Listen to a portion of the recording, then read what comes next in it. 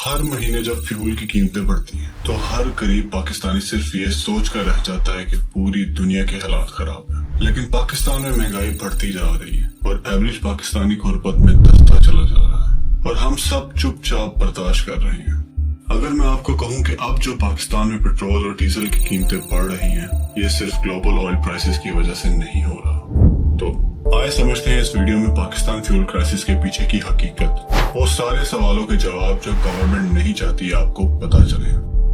पाकिस्तान में तकरीबन हर साल 15 करोड़ बैरल ऑयल और 300 अरब क्यूबिक फीट से ज्यादा एलएनजी कंज्यूम किया जाता है। इसमें से 90% ऑयल और 95% एलएनजी मुल्क के बाहर से आता है, यानी इंपोर्ट किया जाता है।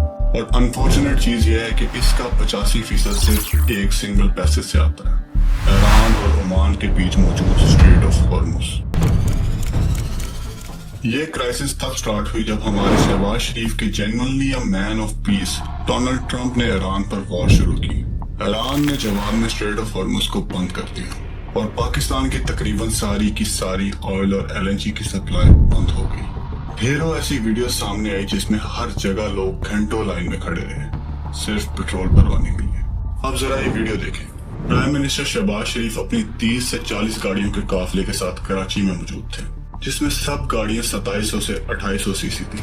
अब मुझे ये बताएं, हमारे लीडर को हमारे लिए एग्जाम्पल होना चाहिए या एक्सेप्शन? दूसरी तरफ रोड के आप देख सकते हैं कैसे ट्रैफिक जाम है, क्योंकि हमेशा की तरह उनके लिए रास्ता बंद कर दिया गया होगा। ये हमारे तजवीज करदा हुक्मरान है जो हमारी रोजमर्रा की जिंदगी को आसान बनाने के लिए होते हैं, लेकिन ये तो ऐसे हो चुके हैं जैसे हमारे घर फ्री में यही चला रहे हो। हाँ, ऐसी वीआईपी पोजीशंस के लिए सिक्योरिटी जरूरी होती है, लेकिन गवर्नमेंट को चाहिए कि प्रोटोकॉल को एफिशिएंट और मिनिमल डिस्ट्रक्शन वाला बनाए। वैसे हमारे हुक्मरान आज तक ये मुल्क अपने लिए सिक्योर नहीं बना सके, तो हमारे लिए इसे क्या ही सिक्योर बनाएंगे। यूएस ईरान वॉर की वजह से पूरी दुनिया में डिस्ट्रप्शन हो रही है, बट पूरी दुनिया में डिस्ट्रप्शन हो या ना हो, सबसे पहले हमारे मुल्क में जरूर पहुंच जाती है। हमें बताया जाता है कि भाईजान आप भेड़ पकड़ी है और आपके ऊपर हर तरह के एक्सपेरिमेंट किया जाएगा। हुक्मरान बेशक अपने लिए जहाज खरीदे, अरबों रुपए की गाड़ियां लें, उसमें कोई मसला नहीं है, लेकिन आम आवाम के लिए पहले दिन से ही मजीद मुश्किलात बढ़ा दी जाती हैं।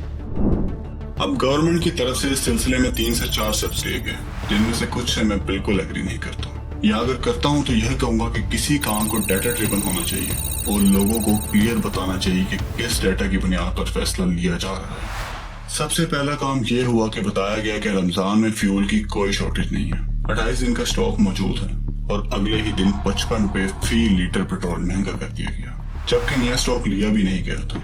वैसे फ्यूल प्राइस हमेशा फ्यूचर में आने वाले स्टॉक के हिसाब से होते हैं, ना कि मौजूदा स्टॉक पर। बट ऐसे माहौल में हुकूमत मौजूदा स्टॉक पर अवाम को सब्सिडाइज कर सकती थी, अवाम के लिए सहूलत कर सकती थी, टैक्सेस को कम कर सकती थी। और ये वीडियो देखें जरा। तो भाई 110 रुपए से हमने 55 रुपए बढ़ाए हैं ना, अगर 110 बढ़ा देते तो आप लोग क्या कर लेते? हाँ जी, आप बताएं, आप क्या कर लेते? इस बढ़ती कीमत की वजह से पेट्रोल पंप वाले को कोई फायदा नहीं था, सारा पैसा टैक्स की सूरत में गवर्नमेंट को ही जाना था। फिर भी लोग पेट्रोल पंप पर ही लड़ते नजर आए, कुछ ने तो जान तक गवा दी। मोटरवे की स्पीड कम कर दी गई। मुझे नहीं पता कोई एम्पिरिकल डाटा है या नहीं कि 120 से 100 की स्पीड लिमिट करने से कितना फ्यूल बचेगा। कुछ शेयर नहीं किया गया, बस इम्पोज कर दिया गया। फिर हाई ऑक्टेन पेट्रोल प्राइस बढ़ा दी गई, जो कि हिस्ट्री की हाईएस्ट लेवल पर चली गई। ज्यादा लोगों को तो नहीं पता कि हाई ऑक्टेन रेगुलेटेड नहीं होता, हर कंपनी अपनी प्राइस सेट करती है, लेकिन टैक्स इतना बढ़ा दिया गया कि तकरीबन 600 रुपए पर लीटर तक पहुंच गया। गवर्नमेंट की तरफ से फ्यूल रेशनिंग है, मसलन किसको कितना फ्यूल मिलेगा वो ट्रैक किया जाएगा, वो लिमिट किया जाएगा। और मुझे तो समझ नहीं आई कि इम्प्लीमेंटेशन कैसे होगी। इकोनॉमिक्स के मुताबिक तो जिस पॉलिसी की इम्प्लीमेंटेशन कॉस्ट ज्यादा हो वो कभी भी अच्छी पॉलिसी साबित नहीं हो पाती। बट यहाँ पर कोई पढ़ा लिखा अमला हो तो कोई काम डाटा के मुताबिक किया जाए ना। हम थर्ड वर्ल्ड कंट्री होते हुए फर्स्ट वर्ल्ड सिस्टम कॉपी कर रहे हैं। महंगे कैमरास, हैवी फाइन्स, लेकिन लोगों की इनकम नहीं बढ़ रही। लोग ऑलरेडी स्ट्रगल कर रहे हैं। पेट्रोल महंगा, गैस नहीं, पानी नहीं, सिर्फ फ्रस्ट्रेशन मिल रही है और कुछ नहीं। ट्रैफिक पुलिस वाले ऐसे चालान करते हैं जैसे करने का कोई हक नहीं होता। ट्रैफिक पुलिस ट्रैफिक बहाल करने के लिए हमारे टैक्सेस से सैलरी लेते हैं, मगर क्या ये ट्रैफिक बहाल कर रहे होते हैं? बल्कि ये तो मजीद सड़कों पर ट्रैफिक जाम करके आपके चालान करने में मसरूफ होते हैं। चालान के लिए जब सेफ सिटी कैमरास हैं तो ये क्यों ट्रैफिक डिस्टर्ब करने में लगे हमें? इनका काम सिर्फ रोड्स पर हो रहे वायलेशन को रोकना है। آج کل کے زمانے میں پوری دنیا میں اس طرح کی ٹریفک پولیس کہیں نہیں ہوتی جس طرح کی ہمارے ملک میں بن چکی ہے. میں کوئی پرسنل ویندتا سے بات نہیں کر رہا, میں صرف عوام کی بات کر رہا ہوں. میں مانتا ہوں کہ لاز فالو ہونے چاہیے اور فائنز بھی ہونے چاہیے, لیکن ہر چیز کا ایک صحیح طریقہ ہوتا ہے. Somebody has to consider about these policies. کہ بھائی ٹھیک ہے, ہم بھیڑ بکریاں ہیں, ضرور ہیں, لیکن بھیڑ بکریوں کو بھی جب تک کھانا کھلائیں گے تبھی ان کو ذبح کر کے کوئی گوشت نکالیں گے نا. اصل میں اس کرائسس کی بڑی وجہ ایران وار نہیں بلکہ ہماری حکومت کی بے وقوفی ہے.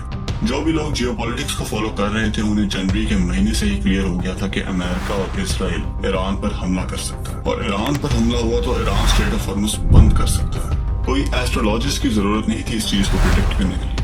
تبھی سے ہی ایکشن لیا جا سکتا تھا LNG اور آئل کی سپلائی بڑھانے کا, دوسرے ملکوں سے امپورٹ کرنے کا, لیکن گورنمنٹ نے کیا کیا؟ کچھ بھی نہیں.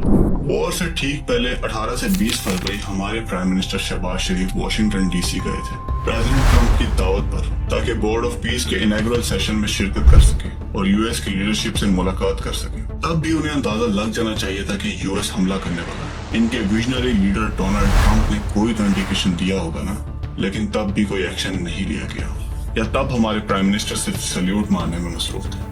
Mr. President, I would like to salute you.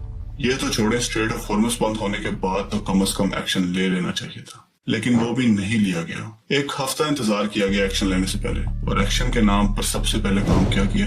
موجودہ سٹاک پر ہی ٹھیک ٹھاک قیمتیں بڑھا دی گئی. اب آپ ہی بتائیں اس طرح کی حرکات پر عوام کا ٹرسٹ گورنمنٹ پر بڑھے گا یا کم ہوگا؟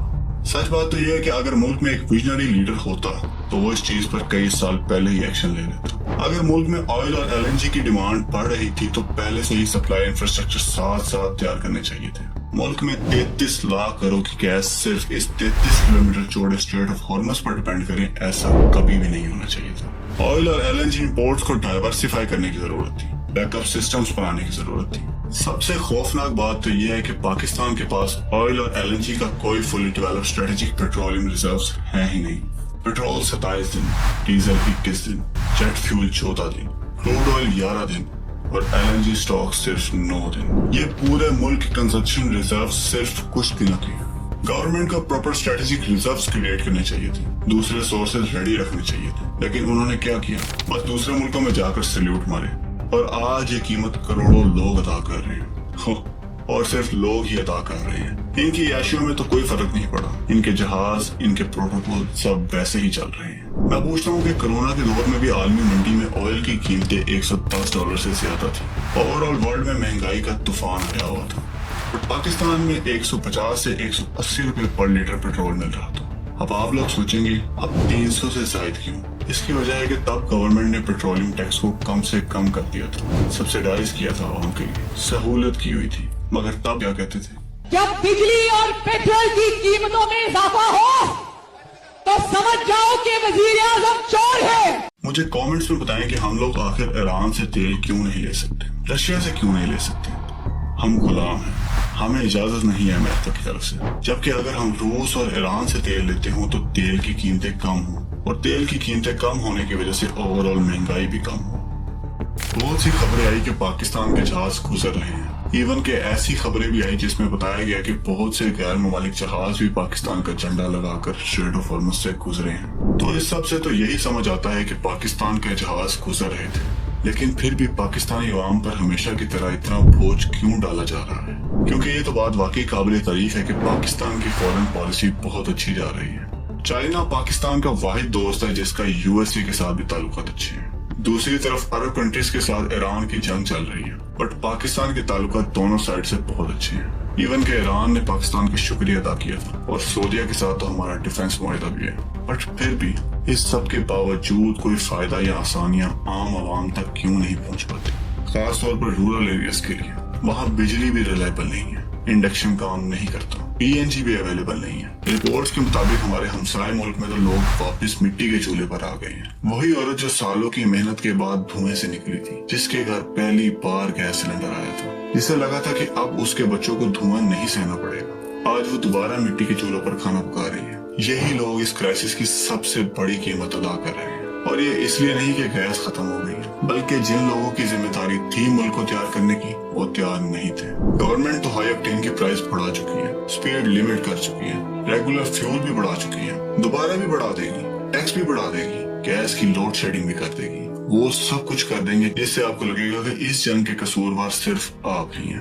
آپ نے اور میں نے اپنا علاج خود کرنا ہے۔ امید کرتے ہیں کہ یہ جنگ رک جائے، بٹ ابھی تک کوئی امکان نظر نہیں آتے، اور ریئلٹی کو انسان اگر فیس کرے تبھی فائدہ ہے۔ اور نہ وہ اردو میں کہتے ہیں نا کہ بلی دیکھ کر کبوتر اگر آنکھیں بند کر لے تو بلی چھوڑتی نہیں ہے، وہ کھا کر ہی چھوڑتی ہے۔ اگر آپ مزید اس طرح کی فیکچوئل اویئرنیس حاصل کرنا چاہتے ہیں تو ویڈیو کو لائک کریں، سبسکرائب کریں اور بیل آئیکن دبا کر آج سے میرے ساتھ جڑے رہیں۔ Because I will not show you my identity, but I will show you the reality.